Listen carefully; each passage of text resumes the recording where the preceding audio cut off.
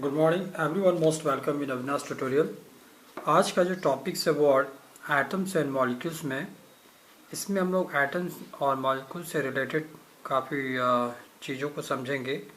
इसमें मोल, आज की क्लासेस में हम लोग मोल कॉन्सेप्ट से रिलेटेड इनकी भी प्रॉपर्टीज़ को समझेंगे, जिसमें कि मोलारिटी भी ये जो पार्ट्स आ जाते हैं उनके जो फॉर्मूले हो जाते हैं, जो क्वेश्चंस में आते हैं उनको आप कैसे निकाल सकते हैं, उनके बारे में भी, उनके फॉर्मूले के बारे में भी डिस्कस करेंगे। तो पहले आते हैं law of chemical combination. So law of conservation of mass, इसमें आता है topic law of conservation of मास।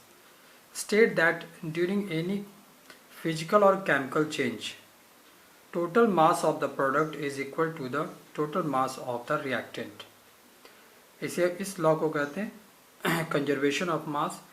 जहाँ भी फिजिक्स और साइंस, अदरवाइज साइंस में आप ले लीजिए, कंजर्वेशन का वर्ड यूज़ होता है, वहाँ पर इसका मीनिंग ये होता है कि इसमें किसी चीज़ का लॉस नहीं हो रहा हो, स्टोर्ड हो, उसे हम लोग कंजर्वेशन कहते हैं। मतलब रिएक्टेंट का जो मास होगा वही प्रोडक्ट का भी मास हो जाएगा, ये केमिकल रिएक्शन में। इसी को हम लोग कहते हैं लॉ ऑफ कंजर्वेशन ऑफ मास। यहाँ पर अगर 12 ग्राम कार्बन है, 32 ग्राम ऑक्सीजन है, ऑक्सीजन गैस है, तो कार्बन डाइऑक्साइड का मास 44 ग्राम्स ही होगा। लेफ्ट हैंड साइड के जो रिएक्टेंट है उनका मास अगर ऐड कर ले और राइट हैंड साइड के जो प्रोडक्ट है उनका मास कंपेयर करते हैं, 44 मिलता है। इसका मतलब कि आपका मास जो है वो कंजर्व है। नेक्स्ट है law of definite proportions. Proportion का मतलब होता है actually ratio. A chemical compound always consists of the same elements which combine in the same fixed ratio by weight. That is, water H2O obtained from any source always contain 1 gram of hydrogen in combinations with 8 grams of oxygen. अगर हम लोग यहाँ पर ही example ले लेते हैं, carbon oxygen gas से reaction करके कार्बन डाइऑक्साइड बना रहा है, तो यहाँ पर अगर आप मास में ही रेशियो ले लेते हैं कि अगर कार्बन का 12 ग्राम्स होगा, वो ऑक्सीजन के 32 ग्राम से ही रिएक्शन करके 44 ग्राम्स कार्बन डाइऑक्साइड बनाएगा। अब ये जो नंबर है, आप इसको अगर सिंप्लीफाई कर सके तो सारे नंबर 2 से डिवाइड हो रहे हैं, तो ये आएगा 6, 16, 22। अगेन सारे नंबर अगर आप 4 से डिवाइड कर दें तो 3, 8 और 11 आएगा। अगर हम सारे नंबर को 4 से डिवाइड कर रहे हैं तो 3, 8 और 11 आ रहा है। इसका मतलब कि कार्बन डाइऑक्साइड बनने के लिए कार्बन जो होगा इसका मास 3 कार्बन और ऑक्सीजन के मास का रेशियो जो होगा वो 3:4 के रेशियो में होगा, 3:8 के रेशियो में होगा, और उस फॉर्मेशन में जो कार्बन डाइऑक्साइड बनेगा वो 11 होगा। इसका मतलब इनका जो रेशियो हो जाएगा वो 3:8:11। अब अगर ये रेशियो चेंज होता है, 3:8 की जगह 3:5 कर लेते हैं, तो आपको कभी भी कार्बन डाइऑक्साइड नहीं मिल सकता है। तो यही हो गया कि इनका जो प्रोपोर्शन होता है केमिकल रिएक्शन का वो डिफरेंट होता है, कांस्टेंट होता है। वो रेशियो चेंज नहीं हो सकता अगर पार्टिकुलर हमें वही प्रोडक्ट चाहिए तो। Law of multiple proportion.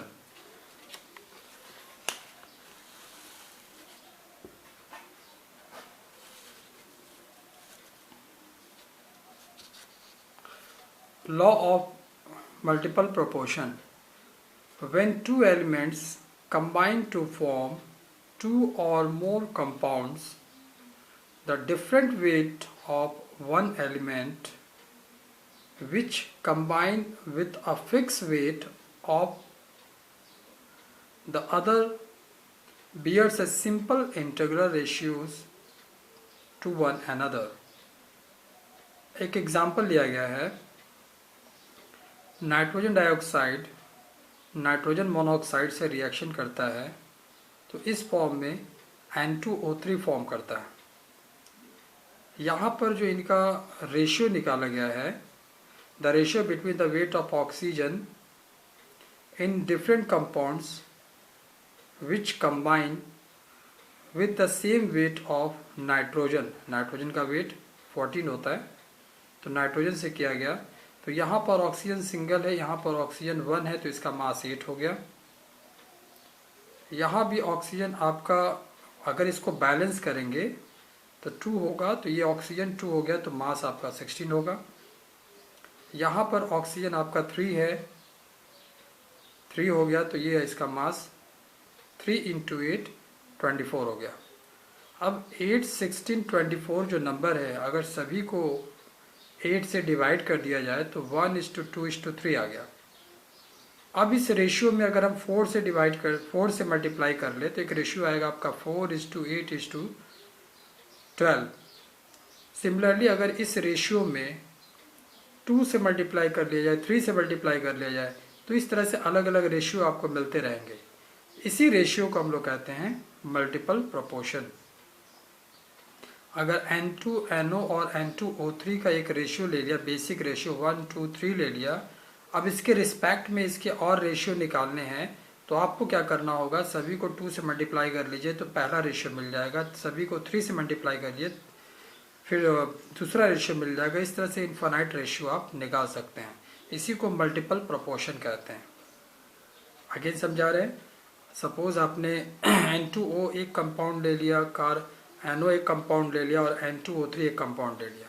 अब आपने इनका रेशियो एक फिक्स किया अपने साइड से कि इनको हम इस रेशियो में रखेंगे, वो है 1:2:3। अब चाहते हैं इनका मल्टीपल प्रोपोर्शन, मतलब और भी हम इनका रेशियो निकालना चाहें तो बहुत सिंपल है। आप क्या करेंगे, सभी में पहले 2 से मल्टीप्लाई करेंगे, एक रेशियो मिलेगा, 3 से मल्टीप्लाई करेंगे, दूसरा मिलेगा। सिमिलरली बहुत सारे रेशियो मिल सकते हैं, तो उसी को हम लोग कहते हैं law of multiple proportion. Atomic weight of an element in grams is called gram atomic weight और ग्राम एटम। जब भी किसी एटम का मास ग्राम में रिप्रेजेंट करते हैं तो उसको हम ग्राम एटॉमिक वेट कह सकते हैं, अदरवाइज ग्राम एटम कह सकते हैं। Molecular weight of compound express in gram is called gram molecular wait और ग्राम मॉलिक्यूल्स। वहीं अगर मॉलिक्यूल ले लेते हैं आप और उस मॉलिक्यूल कंपाउंड का जो वेट है, अगर आपने उसको ग्राम में शो किया है तो उसको आप ग्राम मॉलिक्यूलर वेट कह सकते हैं या ग्राम मॉलिक्यूल्स कह सकते हैं। अब मॉलिक्यूल्स के बारे में अगर थोड़ा कुछ एग्जांपल लेना चाहें तो मॉलिक्यूल का एग्जांपल हो सकता है O2, O3, ये सब सारे जो हैं वो आपके मॉलिक्यूल्स हैं।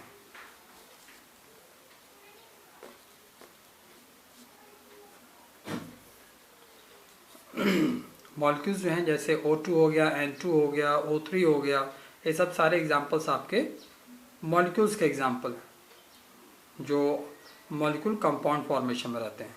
अब आते हैं अगला टॉपिक, मोल कॉन्सेप्ट। तो मोल क्या है? Mole is a unit for measuring quantity of substance.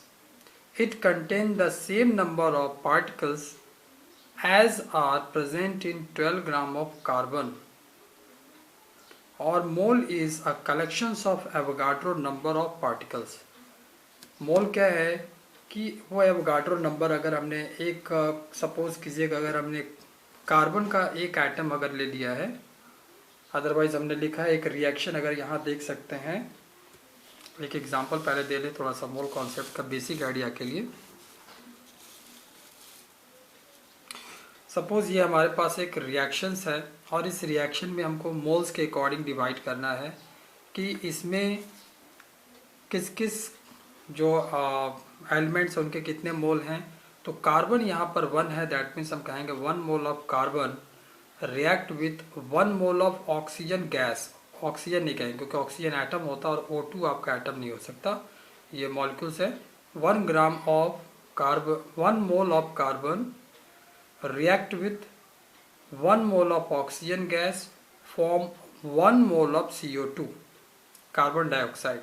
अब यहाँ कार्बन 1 मोल है तो 1 मोल का कार्बन का मास आपको मिला 12 ग्राम। 1 मोल ऑफ ऑक्सीजन गैस का मास क्या है 32 gram and 1 mole of carbon dioxide का मास क्या है आपका 44 ग्राम। इसी में अगर हम आते हैं, अगर पूछते हैं कि यस अगर ये रिएक्शन है तो इसमें कार्बन जो है, इस कार्बन का एवोगाड्रो नंबर कितना होगा, तो इसका जो नंबर है वो आपका 6.67 6.023 इंटू 10⁻23 आपके नंबर्स ऑफ एटम्स है इस कार्बन में। इसमें भी सेम नंबर्स ऑफ एटम्स है ऑक्सीजन का। अगर इसके एवोगाड्रो नंबर में हम O2 को रिप्रेजेंट करना चाहें तो नंबर ऑफ ऑक्सीजन एटम हो जाएंगे, तो वहाँ होगा 2 इंटू 6.023 10⁻23 एटम्स ऑफ ऑक्सीजन। इसमें अगर हम एवोगाड्रो नंबर में रिप्रेजेंट करना चाहें, क्योंकि ये 1 मोल आपको दिया हुआ है, इसमें इसका टोटल मास हो जाता है 44 ग्राम्स। तो कार्बन डाइऑक्साइड जो गैस है, इसमें कार्बन के कितने एटम्स हैं, तो वो 6.023 10⁻23 है। और O2 मतलब हो गया ऑक्सीजन गैस, इसके कितने मॉलिक्यूल्स, इसके कितने आपके एलिमेंट्स हैं, तो वो हो जाएगा 2 इंटू 6.03 10⁻23 हो जाएगा। तो ये हो गया कि हम इस रिएक्शन को अगर मोल से रिप्रेजेंट करना चाहें तो कितना होगा, और अगर एवोगाड्रो नंबर से करना चाहें तो कितना होगा। जो क्वेश्चन भी इसी तरह से आता है कि कार्बन ऑक्सीजन से रिएक्शन किया, कार्बन डाइऑक्साइड फॉर्म किया। अब ये रिएक्शन में दिया रहेगा आपको कि अगर मैं यहाँ पर 16 ग्राम कार्बन लेता हूँ तो इसमें कितना मोल जो है कार्बन डाइऑक्साइड जो गैस आपको फॉर्म करेगा। अगेन क्वेश्चन ऐसी ओरल आपको एक्सप्लेन कर रहे हैं कि अगर हमने यहाँ पर एक रिएक्शन लिया हुआ है कि कार्बन ऑक्सीजन से रिएक्शन कर रहा है, कार्बन डाइऑक्साइड फॉर्म कर रहा है, और अगर मोल से रिलेटेड क्वेश्चन हो जाते तो क्वेश्चन ऐसे बनते हैं कि 16 ग्राम कार्बन जो है वो अगर ऑक्सीजन से रिएक्शन कर रहा है तो कितने ग्राम जो है वो आपको कार्बन डाइऑक्साइड फॉर्म करेगा, या कितना मोल कार्बन डाइऑक्साइड फॉर्म करेगा। तो पहले रेशियो कर लेते हैं, जो बेसिक इन्फॉर्मेशन आपके पास है, क्योंकि यहाँ पर मास दिया हुआ है और मोल पूछ रहा है, इसका मतलब कि आपका रिलेशन जो है वो केवल मास और मोल में है। तो यहाँ जो स्टार्टिंग में आप लिखेंगे एटॉमिक वेट, और वहाँ इसके नीचे लिखेंगे 12, ये लिखेंगे 32, ये लिखेंगे 44। इसके बाद यहाँ पर आप नीचे लिखेंगे मोल, इसके नीचे होगा 1 मोल 1 मोल 1 मोल। अब क्योंकि इसको हमको मोल में कन्वर्ट करना है, और सपोज यहाँ पर लिया गया है 24 ग्राम्स कार्बन डाइऑक्साइड कितना मोल CO2 बनाएगा, तो पहला ग्राम में हम लोग ले लेंगे। Since 12 grams produce 44 grams of carbon dioxide.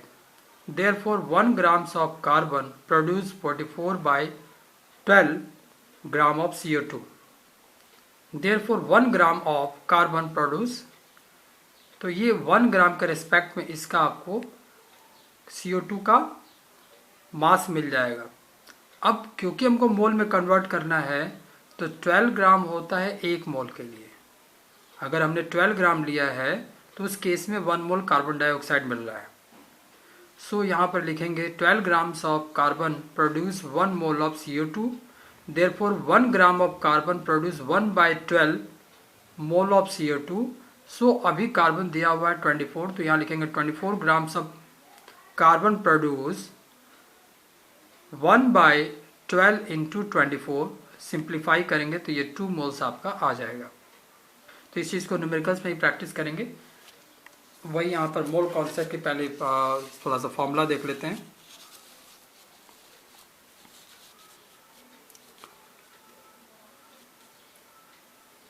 तो मोल कॉन्सेप्ट में हम लोग आ गए थे।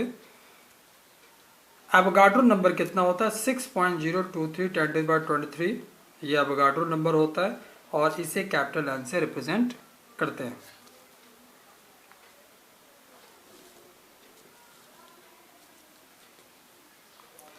नंबर ऑफ मोल्स अगर आपको डायरेक्ट फॉर्मूला यूज करना है तो weight of the substance in gram बटे weight gram molecular weight, number of moles निकालना है तो weight of a substance in gram बटे ग्राम मॉलिक्यूलर वेट, ये फॉर्मूला अप्लाई करेंगे। Otherwise number of molecules divided by Avogadro number, जब ये ratio आप निकालेंगे तो ये रेशियो से आपका नंबर ऑफ मोल्स निकल जाएगा। नेक्स्ट है number of moles of gaseous substance. यहाँ पर ये जो फॉर्मूला है वो लिक्विड और सॉलिड के लिए है, ये फॉर्मूला जो है वो गैस के लिए है। तो गैस का जो मेजरमेंट होता है, जैसे यहाँ पर हमने ग्राम में मॉलिक्यूल्स में किया हुआ है, तो गैस का मेजरमेंट होता है वॉल्यूम में। So volume of gas at STP मतलब हो गया standard temperature pressure, divided by gram molar volume. इस केस में ये फॉर्मूले से हम लोग यहाँ पर नंबर ऑफ मोल्स निकाल सकते हैं।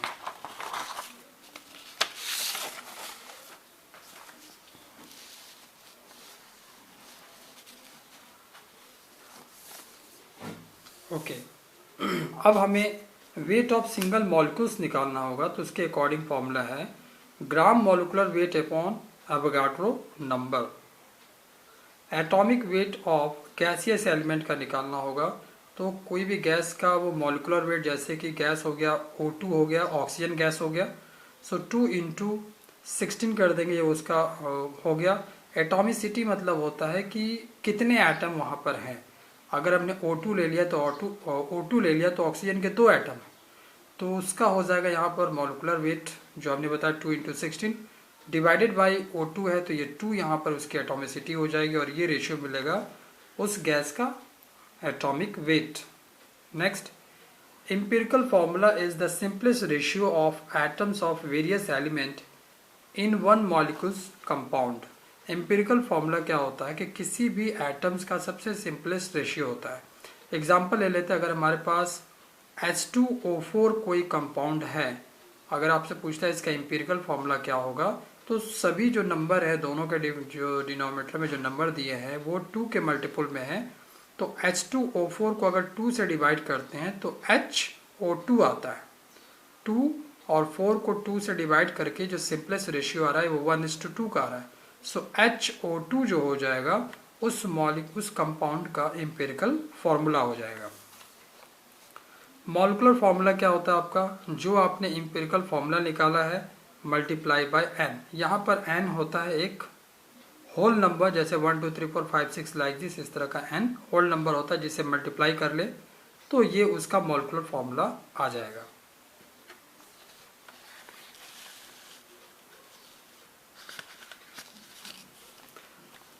The absolute weight of an atom of any element is gram atomic weight divided by Avogadro number.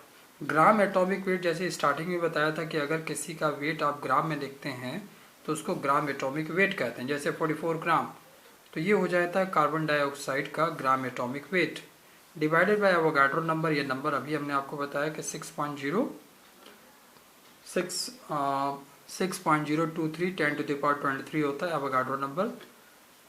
अब वेट ऑफ सब्सटेंस निकालना है, किसी भी सब्सटेंस का वेट निकालना है, तो हमें अगर मालूम है कि उसमें कितने मोल हैं और उसका मॉलिकुलर वेट से, मॉलिकुलर मास से मल्टीप्लाई कर ले तो रिजल्ट आएगा उसका वेट ऑफ द सब्सटेंस का वेट आ जाएगा। सपोज अगर हमारे पास O2 मॉलिक्यूल्स है और रिएक्शन में दिया हुआ है 2O2 फॉर्म कर रहा है और आपको पूछ रहा है कि ये सब्सटेंस का वेट क्या है, तो 2 into mass of oxygen gas. Number of molecules, जैसे अभी हमने एटम का मास निकाला था वैसे मॉलिक्यूल का मास है। Number of moles into Avogadro number. Next, यहीं से अगर हमें मॉलिकुलर जो मॉलिक्यूल्स का जो निकालना होगा नंबर ऑफ मॉलिक्यूल्स, तो नंबर ऑफ मोल्स का जो फॉर्मूला हमने पीछे देखा था, नंबर ऑफ मोल्स निकालते हैं weight of substance by gram molecular weight into Avogadro number. तो ये भी अप्लाई करके नंबर ऑफ मॉलिक्यूल्स निकाल सकते हैं। अगर मोल दिया हुआ है तो डायरेक्टली एवोगाड्रो नंबर में मल्टीप्लाई कर लेते हैं तो नंबर ऑफ मॉलिक्यूल्स आ जाता है। लेकिन अगर नंबर ऑफ मॉलिक्यूल्स नहीं दिया है तो पहले आप इस रेशियो से नंबर ऑफ मॉलिक्यूल्स निकालेंगे, weight of substance by gram molecular weight. देखिए यहाँ पर वेट ऑफ सब्सटेंस का मतलब आप ऐसे समझिए कि जो भी मास दिया जाता है, जैसे 16 ग्राम ऑफ कार्बन डाइऑक्साइड जो है उसमें कितने मोल बनेंगे, तो यहाँ पर जो 16 हो जाएगा वो हो जाएगा weight of substance. By gram molecular weight, तो 16 ग्राम हमने लिया था कार्बन डाइऑक्साइड, तो कार्बन डाइऑक्साइड का मास क्या होता है वो नीचे लिखेंगे 44, 16/44 और एवोगाड्रो नंबर से मल्टीप्लाई कर लेंगे तो इस केस में हमको नंबर ऑफ मॉलिक्यूल्स मिल जाएगा। नेक्स्ट आते हैं कंसंट्रेशंस ऑफ सॉल्यूशंस। कंसंट्रेशंस मतलब होता है कि क्वांटिटी या उसमें उसका अमाउंट कितना है। जैसे कि अगर हम लोग लिक्विड के बारे में डिस्कस करें, अगर हम कहते हैं 5 लीटर लिक्विड है तो कंसंट्रेशन उसका 5 है। तो कंसंट्रेशन ऑफ सॉल्यूशन पहले आता है मास परसेंटेज ऑफ, कोई भी हमने ले लिया है ए का मास परसेंटेज कितना होगा, तो होगा आपका wait of A divided by total weight of solution into 100। एक रिएक्शन है जिसमें ए बी से रिएक्शन करके ए बी बना रहा है और हमें अकॉर्डिंग टू मास निकालना, मास परसेंटेज ऑफ ए निकालना है, तो उस रिएक्शन में ए का वेट क्या है divided by total weight of solution, जो सॉल्यूशन हमने इन्वॉल्व किया A plus B, A B form हुआ है, उस ए बी का वेट कितना है मल्टीप्लाई कर लेंगे तो ए का परसेंटेज मिलेगा। फिर वही वॉल्यूम परसेंटेज में आते हैं तो ए का वॉल्यूम क्या है डिवाइडेड बाय टोटल सॉल्यूशन का वॉल्यूम क्या है इंटू 100 कर लेंगे तो वॉल्यूम परसेंट ए मिल जाता है। नेक्स्ट आ जाता है parts per million of A. Parts per million of A होता है formula mass of compound A by total mass of solution into 10⁶। Parts per million of A, again mass of compound A, suppose A B से reaction करके A B बनाया तो ए का मास क्या था, ए B form हुआ तो टोटल ए बी का कितना हो गया आपका मास, मल्टीप्लाई कर लेंगे 10⁶ तो ये मिल जाएगा parts per million of A. Next यहाँ पर ये कुछ क्वेश्चंस हैं फॉर्मूलेस जो इन्वॉल्व किए हैं जो नेरिस्ट में भी आते हैं, और जैसा स्लाइड्स में 2004 में इस तरह के क्वेश्चन आए थे और काफ़ी लॉन्ग टाइम से इस पर डिस्कस नहीं किया गया है। मोलारिटी, मोलालिटी और नॉर्मलिटी। मोलारिटी क्या होता है कि इसमें आपको मोल्स मालूम है, जैसे कि सॉल्वेंट पर रिएक्शन करता है तो सॉल्यूशन बनाता है, तो सॉल्यूट का मोल कितना है divided by volume of solution कितना है। यहाँ पर जो सॉल्यूशन का वॉल्यूम लेंगे वो ml मिलेंगे, मिलीलीटर मिलेंगे और 1000 से मल्टीप्लाई कर लेंगे तो ये जो वैल्यूज देगा वो आपको मोलारिटी का देगा। मोलालिटी, ये देखिए रीटी है और ये लिटी है, मोलालिटी स्मॉल m से रिप्रेजेंट करते हैं। अगर मोलालिटी पूछता है तो moles of solute divided by mass of solvent in grams into 100। तो जब भी मोलारिटी पूछेगा तो इस केस में सब्सटेंस जो हो जाएगा वो सॉलिड का होगा, और जब हमारा लिक्विड का हमको निकालना रहता है या गैसियस में निकालना रहता है तो मोलारिटी निकालते हैं, और मोलालिटी होता है वो सॉलिड का होता है। तो moles of solute divided by mass of solvent, और वो सॉल्वेंट का मास ग्राम में लिखेंगे 1000 से मल्टीप्लाई कर लेंगे। नेक्स्ट आता है नॉर्मलिटी। नॉर्मलिटी जो होता है वो मोलालिटी जो आपने निकाला है, मोलारिटी, ये मोलारिटी निकाला है, इसको मल्टीप्लाई कर लेंगे molecular mass divided by equivalent mass, या सेम रेशियो की जगह इस टोटल वैल्यूज की जगह पे gram equivalent weight of solid by volume of solution in millilitre into 1000 कर लेते हैं। तो ये दो अलग अलग फॉर्मूले जिसके हेल्प से हम लोग नॉर्मलिटी निकाल लेते हैं। अब एक छोटा सा एग्जांपल देते हैं, इसमें हमको बताना है कि इसका मास क्या है, उस एग्जांपल को थोड़ा देखें।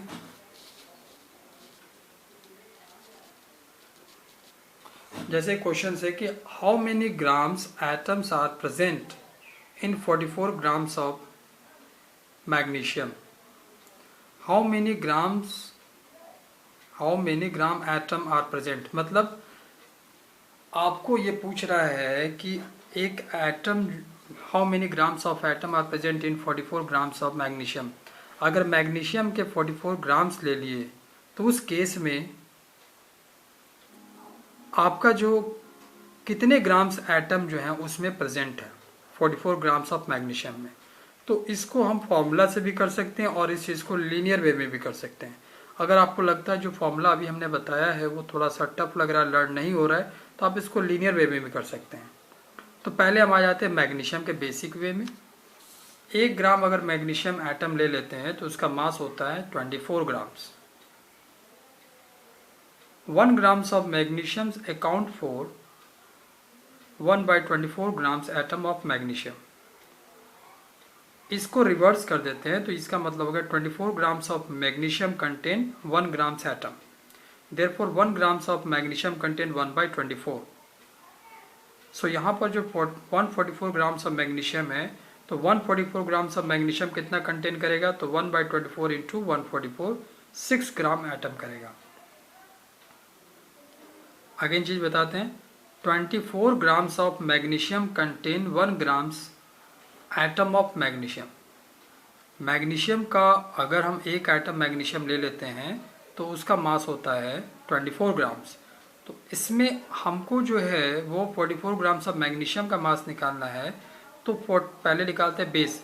अगर हमने 24 ग्राम्स ऑफ मैग्नीशियम ले लिया है तो उसमें 1 ग्राम्स एटम रहता है।